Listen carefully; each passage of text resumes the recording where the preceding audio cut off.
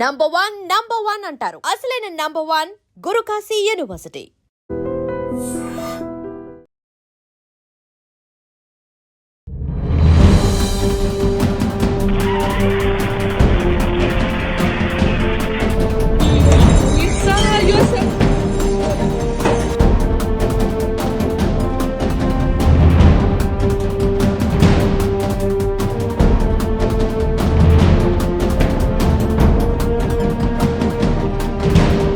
Big breaking న్యూస్కి సంబంధించినటువంటి అప్డేట్ను మనం ఇప్పుడు చూస్తున్నాం. రష్యాలో భారీ భూకంపం సంభవించింది. దీంతో పాటుగా సునామీ హెచ్చరికలను కూడా జారీ చేశారు అక్కడ ఉన్నటువంటి అధికారులు.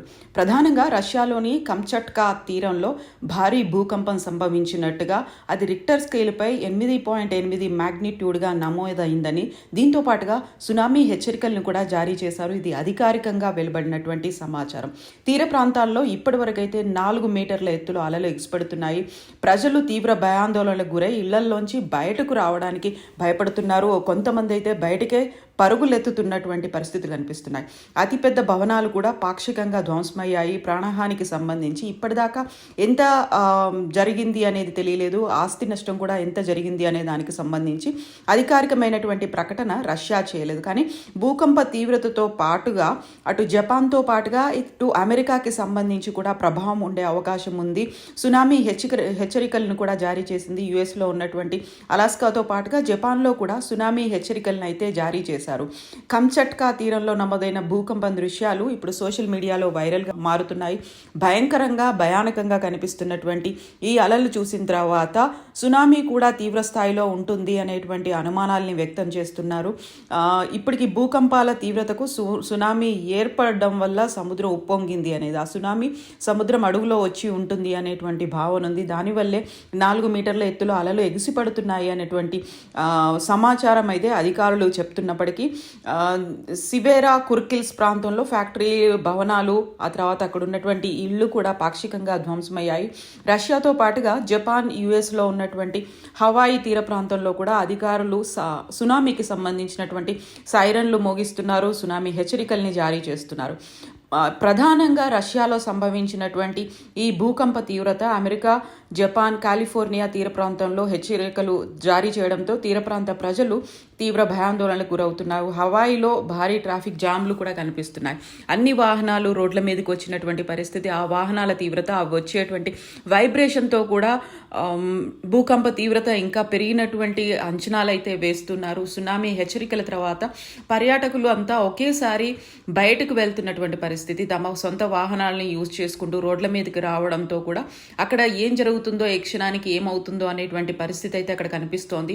భారీ భవనాలు కూడా సముద్ర అలల కోసం కూలిపోయినటువంటి విజువల్స్ అయితే సోషల్ మీడియాలో కనిపిస్తున్నాయి. ఇక హవాయికి సంబంధించి 12 అడుగుల ఎత్తులో సముద్రపు అలలు వచ్చే అవకాశం ఉంది అనేటువంటి ప్రమాదక హెచ్చరిక కూడా జారీ చేశారు. ఇక జపాన్లో ఉన్నటువంటి ఫుకుషిమా అణు విద్యుత్ ప్లాంట్ను ఖాళీ చేశారు. 2011లో 9 తీవ్రతతో, అంటే మ్యాగ్నిట్యూడ్ మీద 9 తీవ్రతతో అప్పుడు భూకంపం సంభవించింది. ఆ టైంలో అణు విద్యుత్ ప్లాంట్ తీవ్ర నష్టం వాటిల్లింది. ఈ నేపథ్యంలో విద్యుత్ ప్లాంట్ను పూర్తి స్థాయిలో ఖాళీ చేశారు. ఇక ఇప్పుడు కంచట్కాలో ఈ ఏడాది ఇప్పటికే 5 సార్లు భూకంపం సంభవించింది. సో అత్యంత శక్తివంతమైనటువంటి భూకంపం 1952లో అదే ప్రాంతంలో సంభవించింది. 9 తీవ్రతతో భూకంపం తీవ్ర స్థాయిలో ఆ టైంలో, అంటే 1952లో దెబ్బతీసింది. ఇప్పుడు కరెక్ట్గా కంచట్కాలోనే భూకంప తీవ్రత కేంద్రం అనేది కనిపిస్తోంది. కంచట్కా అనేది పసిఫిక్ మహాసముద్రం వెంట ఉండేటువంటి సైబీరియా ప్రాంతంలో ఇది ఉంటుంది.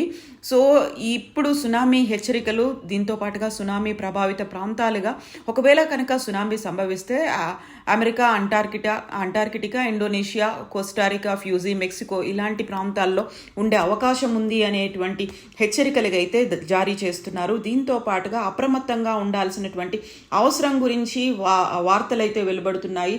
సో 8.7గా సునామీ తీవ్రత, భూకంప తీవ్రత అనేది సంభవించడంతో దీనికి సంబంధించినటువంటి ఆఫ్టర్ ట్రెమార్స్ కావచ్చు, సునామీ కావచ్చు, తీవ్రంగా ఉండే అవకాశాలు ఉన్నాయి అనేది అధికారులు అయితే అధికారికంగా అంచనా వేశారు. 8.7 తీవ్రత నమోదైంది అనే విషయాన్ని జపాన్ వాతావరణ శాఖ కూడా ధృవీకరించింది.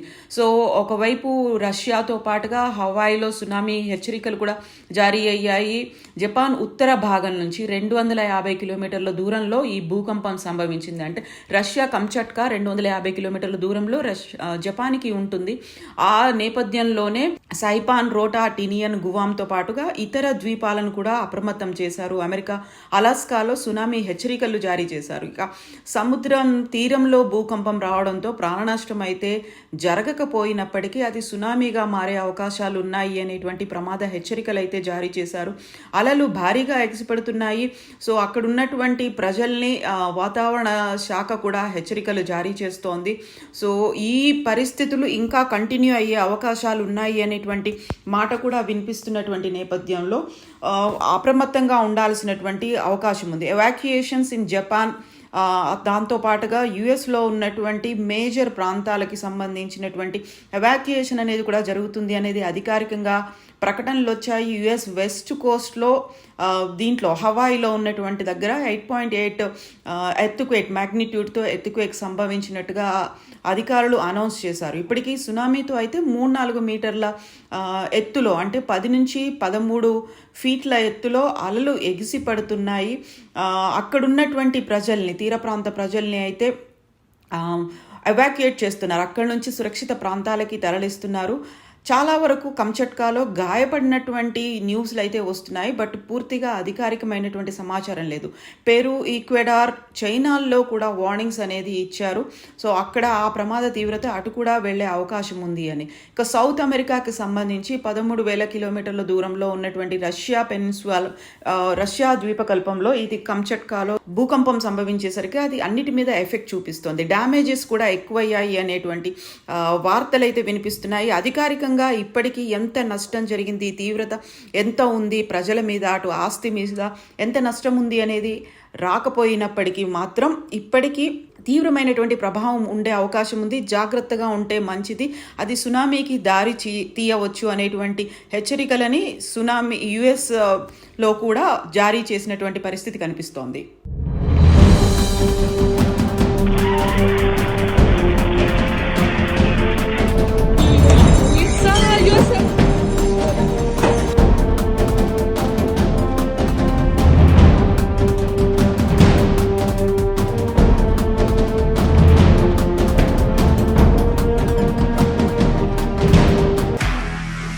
నిజంగా ప్రస్తుతం ఉన్నటువంటి సమాజం దేనికి ప్రయారిటీ ఇస్తుంది?